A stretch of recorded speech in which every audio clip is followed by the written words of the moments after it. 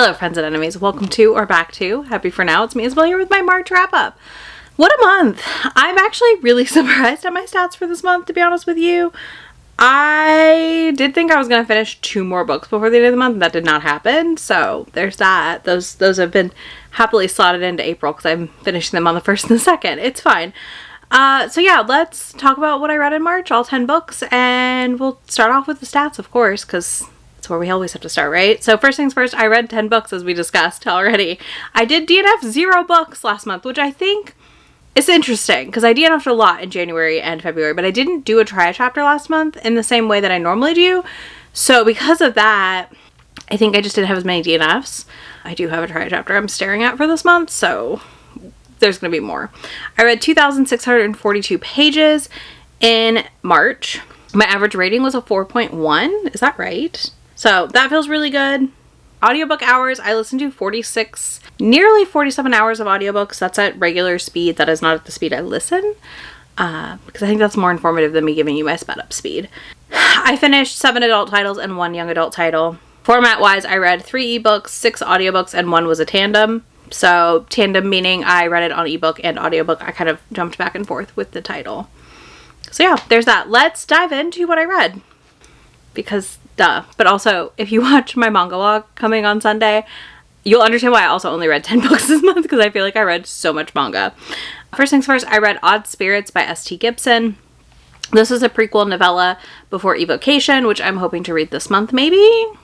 Potentially. Anyways, this is the prequel to Evocation by S.T. Gibson. I really enjoy S.T. Gibson's writing, and in an effort to read more outside of the romance genre, I picked this up. It also counted well for a hardest reading challenge prompt. So here we are. I read it and I had the audiobook, so read what you want, also in the same thing here. Then I read Power Play by B.P. Gilmore. This will be in the upcoming reading on my maybes or DNFing them video.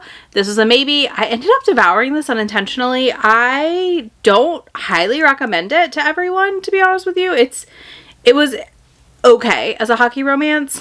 I do believe this is B.P. Gilmore's first hockey romance, so I'd be interested to see how they go as I read more of them, because this was just interesting at the end of the day. I think it's like a 3.5 for me.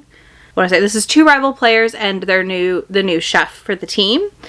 And yeah, it has some very just like it's very tropey, and that's not a bad thing. Like, it was exactly what I wanted in the moment that I read it, but also it was not like groundbreaking or anything new or like exciting to share with you. But basically, our chef, she's been dumped, lost her restaurant to her ex, and in doing so ends up as the chef for the hockey team, and just like reignites her love for cooking and all this stuff. I loved that element of it. The jealous ex bits, I was like less intrigued by or interested in at the end of the day, which is fine. And then there's also really fun tension between our 2 heroes, one of which, for me, in my mind, was Francois from Heated Rivalry. His name was also Francois, so like I was just like, yep, immediate headcanon. So that helps. But one of the heroes is openly like bisexual and queer, and one of them is not yet. So it's them following that journey, and it's a throuple. So tropey hockey goodness, yes. Groundbreaking, innovative, no. I hope that makes sense. Like, it just has a lot of the things where I was like, yep, this beats where we're going. This is where we're going. Like, it hit all the beats that I knew it was going to hit. And I'm okay with that. Sometimes it's exactly what you want in a book. I will say also with this one, the like stereotype happens of like her being cheated on and her walking in on that. So there's that. And then of course her ex wants her back, because why do these hot hockey gods want you? And like, now I can't have you. So that part was like, whatever. Then I read Survival of the Mates, the second book in the series, called Glamour and Gumballs by Lola Glass. This is the Survivor Bachelorette show that features Faye Min and a human girl who's been marked as compatible, sent to an island. This is the second iteration of that, and it was so funny. It was a good time. These have all been very silly and a good time, so I'm very happy to be reading them. I definitely just overall had a good time with this one. It was fun also seeing the like learnings they had from the first season to the second season, because they do them really close together, so that way nobody's like, I guess, spoiled, we'll say. But yeah, it was really fun. It was enjoyable. I had a good time. I just like these. Like, they're just a solid 4-star quick novella read. Next, I read The Karma Map by Nisha Sharma. This is one of her young adult titles. We read this for my members book club last month, and I really enjoyed this. I thought it was really fun because our two main characters, our protagonists, go on this adventure as hosts and like guides sort of for counselors. I guess they're kind of counselors technically. Anyways, they go to India on this trip and they're on this guide, and the girl's best friend's ex-boyfriend is there, and there's a lot of tension, and these kids have like heard stories about her from this like falling out she had with this friend, and I just really enjoyed how all of that played out. It was really cute. I just thought it was a really sweet young adult romance. It was really fun because it was them like 18 getting ready to go to college. So it's that very, very coming of age time, I feel like, and I enjoy that setting for a young adult title. Nisha Sharma to me just really writes these well, so I always have a blast. Then we have Crown of War and Shadow by J.R. Ward. This surprised me a lot. I did a vlog where I read February arcs. You can go watch it where I read this and one other that we're going to talk about next. But this is J.R. Ward's debut romantasy. And listen, I very well may pick up, if I see the audio art go up for book 2, I think I'll get it. I think I would listen to book 2. It ended in such a way where I'm like, I kind of need to know what happens. It is a slow build. It is very much a book 1. But the reveal at the end had me like, wait, no, we're stopping here? I need more information. So that's kind of where we're at. This is a girl who has kind of magical healing abilities and is shunned by her village, on the run with a guy she calls Merc. Then we get reveals around who he is. Wow. All of that was wild. Absolutely wild.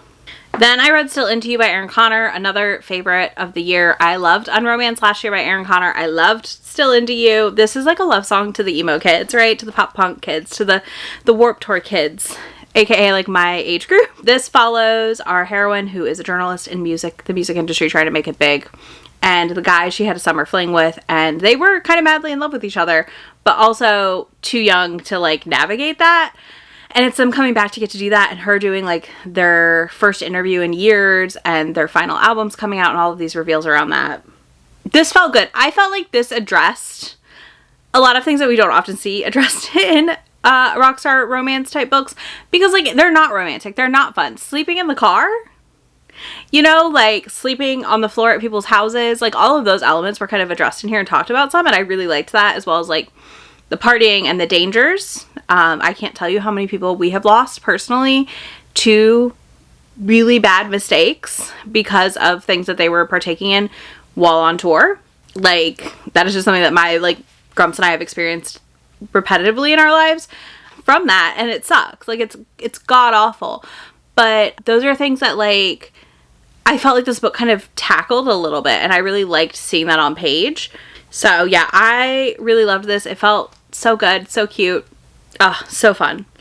Then I read Lords and the Mafia by Alira Anya Saras. I think I got that right. This is another 4-star. Still Into You was like a 5-6 star possibly. So Lords and the Mafia is a loose sequel / continuation of Queenie and the Krakens, which I loved. It is another Wide Shoes.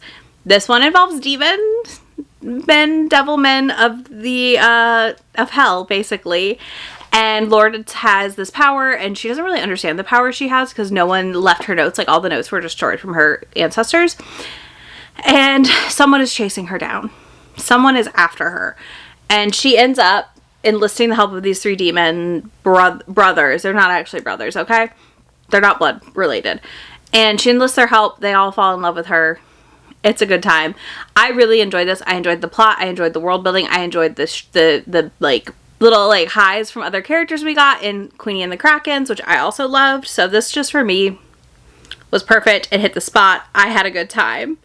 So there's that. Then I read First by Allie Hazelwood. This is part of the After the End dystopian collection.